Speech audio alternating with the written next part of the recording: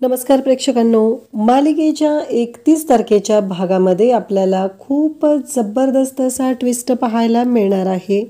मानसी ही आता त्या गायत्रीची कशी मस्ती जिरवणार आहे, कारण प्रभू निवासमध्ये इकडे तेजसला निर्दोष सोडून मानसी घेऊन आलेली आहे आणि आता गायत्रीची वाट लावण्यासाठी सज्ज झालेली आहे. कारण काहीही झालं तरीही मानसी आणि तेजसला माहिती आहे की घरात पैसे कोणी ठेवलेले होते, याबद्दल त्यांना दोघांना भरपूर माहिती आहे. म्हणूनच तर त्यांनी एवढी गुप्तता पाळली होती. मानसीने एवढे सगळे पुरावे गोळा केले होते, पण त्याबद्दल एक शब्दही तिने गायत्रीला कळू दिलेला नव्हता. आणि त्यासोबत हे सगळं आता मानसी कशा पद्धतीनं गायत्रीची वाट लावते ते पाहायला मिळणार आहे. कारण गायत्रीच्या डोक्यात एकच प्लॅन होता, या मानसीला घराच्या बाहेर काढायचं. पण मानसी आता मानाने प्रभुनिवासमध्ये आलेली आहे आणि मानसी म्हणत आहे की आता काहीही झालं तरीही एक महत्त्वाची गोष्ट आहे, ती म्हणजे या प्रभुनिवासमध्ये मी आलेली आहे आणि या घरची सून आहे, तर तो माझा मान आहे. आता तुम्ही मला हळदी कुंकू लावलंच पाहिजे, असं मानसीचं म्हणणं असतं. आणि मानसी तसं सांगत आहे. गायत्री म्हणते, पण मी का लावू? तेव्हा इकडे मानसी म्हणते की आजपासून तुम्ही गायत्री वहिनी आहात, आजपासून मी तुम्हाला मॅम म्हणणार नाही. तेव्हा गायत्री म्हणते, काय?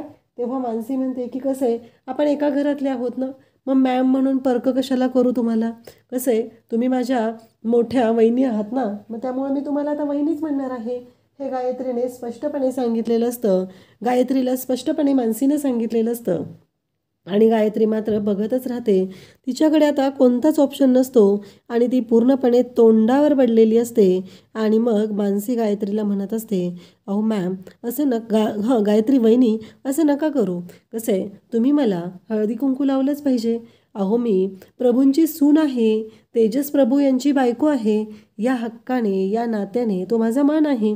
कारण प्रभुनिवासमध्ये आता मी प्रभूंची सून या हक्काने आलेली आहे.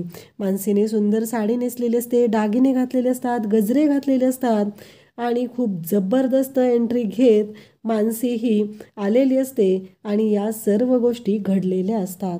खरं तर हे जेव्हा घडत असतं तेव्हा मात्र खूप भारी वाटत असतं. कारण इतके दिवस मानसी आणि तेजस यांच्यामध्ये जे काही सुरू होतं त्यामुळं मानसी आणि तेजस या दोघांना खूप त्रास होत होता आणि गायत्री मात्र मजा घेत होती. बिचाऱ्या प्रभुनिवासमध्ये सगळ्यांनाच एवढा त्रास झाला, पण गायत्रीला मात्र काहीही वाटलेलं नव्हतं. ती मात्र मूर्खासारखं वागतच होती. तिच्या वागण्याला काही ताळमेळ राहिलेलाच नव्हता. आणि आता तिला जन्माची अद्दल घडवायला प्रभुनिवासमध्ये आलेली आहे, ती म्हणजे प्रभूंची धाकटी सून मानसी तेजस प्रभू या हक्काने आता ती आलेली आहे. आणि त्याचबरोबर हा हक्क तिला दिलेला आहे तो म्हणजे स्वतः तात्यासाहेबांनी. कारण मानसीने त्यांना अटच तशी घातलेली होती की जर का मी तेजसला निर्दोष सोडून आणलं तर ह्या अक्षदा तुम्ही स्वतःहून आमच्या डोक्यावर टाकायच्या आहेत आणि माझा तुम्ही या घरची सून म्हणून तेजस आणि माझ्या नात्याचा स्वीकार करायचा आहे, हे मानसीनं ठरवलेलं असतं. ही अट घातलेली असते आणि शब्दाला पक्के असतात ते तात्यासाहेब. आणि मग आता इथे कोर्टामध्ये कशा पद्धतीने आता मानसी तेजसला प्रूव्ह करते की तेजस आणि मानसी हे दोघंजण कशा पद्धतीने केस लढतात. पहिला झटका दिलेला असतो तेजसनं, तो म्हणजे रणजितनं दिलेल्या वकिलाला हाकलून देणं. कारण मी माझी केस स्वतः लढणार आहे, मला कोणत्याही वकिलाची गरज नाही. कारण हा मला अधिकार आहे, हा कायद्याने दिलेला अधिकार आहे. कोणताही आरोपी स्वतः त्याच्यावर असलेली केस लढू शकतो. मग तेजस आता ते लढण्यासाठी सज्ज होतो. एवढे सगळे छक्के पंजे चालू असतात. तेजसलाही बिचारायला टेन्शन आलेलं असतं, पण तेजस मात्र महाशातिहार असतो. कारण त्याला कळलेलं असतं की माधव देसाई जो आहे तो माझ्या डोळ्यात डोळे घालून बोलतोय, माझ्या डोळ्यात डोळे घालून बघतोय. कारण माधव देसाई जेव्हा कोर्टामध्ये आलेला असतो तेव्हाच तो हे करत आलेला असतो की हे सगळं जे काय आहे ते आता ह्या माणसाच्या डोळ्यात डोळे घालून आपल्याला बघावं लागणार आहे. कारण हा महाशातीर आहे. काहीही झालं तरीही हा आपल्याला याच्यामध्ये पकडू शकतो. त्याच्यामुळं त्याने ठरवलेलंच असतं की काहीही झालं तरीही या माणसाला एवढं सहजासहजी आपण हे नाही करायचं, भियायचं नाही, ह्याच्या डोळ्यात डोळे घालून बघायचं. आज काही झालं तरी माझा राग अनावर होता कामा नये, हे सगळं त्याने ठरवलेलं असतं. पण तेजस मात्र खूप चालाक असतो. तेजसने एवढी चालाकी दाखवलेली असते, कारण तेजस किती चालाक आहे हे फक्त आणि फक्त गायत्रीला माहिती असतं. आता तेजसने स्वतःवरचा गुन्हा कबूल केलेला असतो. मग ज्या अपोजिट पार्टीच्या वकील असतात त्या म्हणत असतात की हे जे तेजस प्रभू आहेत यांनी जे काही केलेलं आहे त्यांनी त्यांच्यावर देशद्रोहाचा गुन्हा दाखल झाला पाहिजे. मग तेजसला खूप राग येतो. म्हणजे तेजसवरती देशद्रोहाचा गुन्हा ही गोष्टच तेजसला ॲक्सेप्ट होत नाही, तेजसला सहनच होत नाही. कारण तो स्वातंत्र्य सूर्य दिनकर प्रभू यांचा नातू आहे आणि त्याच्यावरती देशद्रोहाचा गुन्हा ही गोष्ट म्हणजे खूपच भयानक अशी गोष्ट झाली.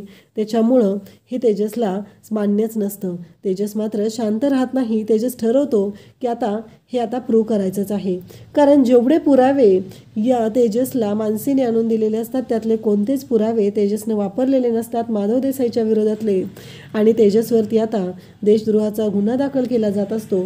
त्याला ते बोललं जात असतं. तेजसला या गोष्टीचा खूप राग येतो आणि मग तेजस चालाकीने काय करतो, गायत्रीला तिथं बोलवतो आणि गायत्रीला सांगा म्हणतो की मी घरातले पैसे चोरले होते. गायत्री म्हणते की हो, कशासाठी चोरले होते पैसे? तर घरातले पैसे चोरले होते ते म्हणजे एका व्यक्तीला दवाखान्याचं बिल भरायचं होतं आणि त्यासाठी हे पैसे चोरलेले होते. हे आता तेजसने मान्य केलं. तेजसची बाजू घेऊन आता गायत्री बोललेली असते. मग मला सांगा की हे माझ्यावर कधी देशद्रोहाचा गुन्हा दाखल झाला आहे का? गायत्री तिथं म्हणते की नाही, अजून तिथपर्यंत मजल नाही गेली. मग तेवढी लायकीच नाही आहे.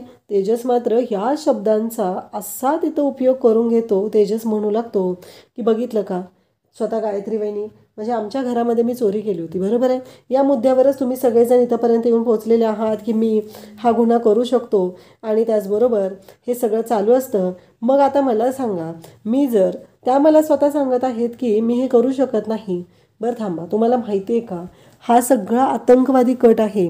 तेजस हे बोलत असतो, तेजस सांगत असतो, इकडे मानसी म्हणत असते, सुयोग म्हणत असतो थांब मानसी, कळेल सगळं, थांबा वहिनी. तेजस खूप शातीर आहे, शातीर दिमाखाने हा करत आहे. कारण काही झालं तरी माधव देसाई हे मान्यच करायला तयार नसतो. त्यामुळं त्याला आता कसं अडकवायचं हे तेजसनं स्वतः गुन्हा मान्य केलेला असतो आणि पुन्हा आता प्रश्न विचारून खूप मोठी जबरदस्त खेळी खेळलेली असते आणि त्याच्यामध्ये अडकलेला असतो तो म्हणजे माधव देसाई. तर तेजस तिथे सर्वांच्या समोर म्हणू लागतो, तुम्हाला माहीत नाही आहे हा खूप मोठा आतंकवादी कट आहे. हा जो माणूस आहे ना, हा इथे उभा आहे तो माधव देसाई, AK-47 वगैरे सगळं ह्याच्याकडे आहे. त्याची तस्करी करतो हा माणूस. बॉम्ब वगैरे सगळं हे सगळं असतं त्याच्याकडे. हे सगळं मानव हे आतंकवादी हल्ल्यामध्ये सामील असतो हे सगळं बोललं जातं. तेव्हा माधव देसाईला खूप राग येतो. माधव देसाई इकडे धाडकन उठून उभा राहतो आणि म्हणू लागतो की नाही, हे शक्यच नाही. आणि माधव देसाई डायरेक्टली आता बाहेर येतो त्या पिंजऱ्याच्या आणि तेजसचा गळा पकडतो. तो म्हणत असतो की अहो काही संबंध नाही आहे माझा आणि या माणसाचा. ह्या माणसाला मी इथं कोर्टात पाहिलेलं आहे. आणि इथे सगळा गेम ओव्हर होतो, तो म्हणजे रणजितचा. आणि मग JDL नावाच्या कंपनीने आम्हाला ह्या स्कूलचं कॉन्ट्रॅक्ट दिलेलं होतं आणि तिथे मोठं कॉम्प्लेक्स उभं करायचं आहे हे ठरलेलं होतं. आणि झालं, ती कन्स्ट्रक्शन कंपनी कोणाची असते तर रणजितची असते. लगेचच रणजितला चौकशीसाठी बोलवलं जातं आणि मग तेजस म्हणू लागतो की मला सांगा तुमच्याकडे हे सगळं कोणी केलेलं होतं. आणि तेजसला आता रणजितचा हा घाणेरडा डाव समोर आलेला असतो आणि तेजस रणजितला उलट प्रश्न विचारायला सुरुवात करतो. कारण त्यांच्याकडून हे मला सांगण्यात आलेलं होतं, हे सगळं माधव देसाई सांगत आहे. स्वतः रणजित तिथं असतो आणि रणजितने हे केलेलं आहे असं तो सांगत असतो. या तेजसला अडकवण्यासाठी हा सगळा प्लॅन केलेला आहे असं हात जोडून जोडून तो सांगत असतो. तो म्हणत असतो की मी कोणत्याही आतंकवादी हल्ल्यात सामील नाही आहे, मी काहीही केलेलं नाही असं तो ओरडून सांगत असतो. आणि त्याचबरोबर इकडे आपल्याला पाहायला मिळतं की आता माधव देसाईने स्वतःचा गुन्हा आधी कबूल केलेला असतो, त्यासाठी त्याने पैसे खाल्लेले असतात, तो फॉरेनला जाणार असतो. हे सगळे पुरावे मानसीने तेजसला दिलेले असतात आणि त्या क्षणी आता त्याच्या बायकोला आणि मुलाला समोर आणलं जातं आणि बायकोला आणि मुलाला समोर आणून सगळं तिथं प्रूव्ह होतं की हो माझ्या नवऱ्याकडे भरपूर पैसा आहे आणि तो अशी कामं करतो हे त्याची बायको सांगत असते.